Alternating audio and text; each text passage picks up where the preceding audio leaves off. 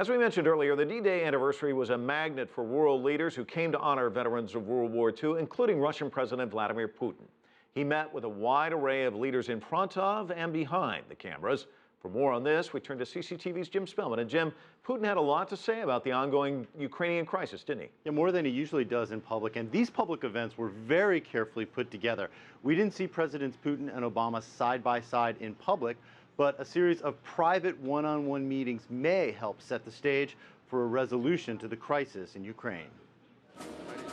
They arrived separately to walk the red carpet with French President Francois Hollande, Russian President Vladimir Putin, U.S. President Barack Obama, and a group of world leaders taking the stage to mark the 70th anniversary of D-Day. The stagecraft was impressive, but behind the scenes, Putin held several important one-on-one meetings, including with Petro Poroshenko, president-elect of Ukraine. The two discussed a potential ceasefire in the country. I cannot but commend the position of Mr. Poroshenko that bloodshed should be stopped immediately in the east of Ukraine.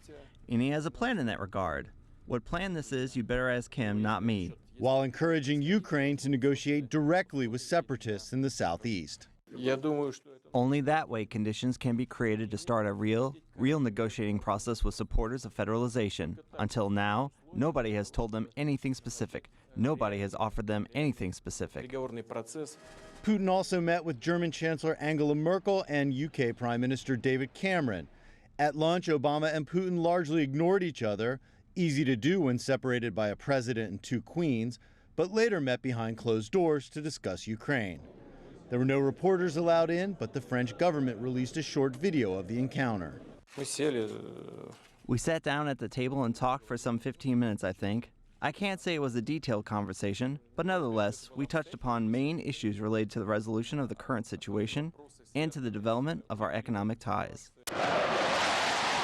Acknowledging the wars of yesteryear while trying to avoid more violence in Ukraine today. White House officials say President Obama left Normandy more optimistic about the situation in Ukraine than before he met with President Putin, but no details have yet emerged about the ceasefire plan that we heard President Putin talking about. Petro Poroshenko will be sworn in as Ukraine's president on Saturday.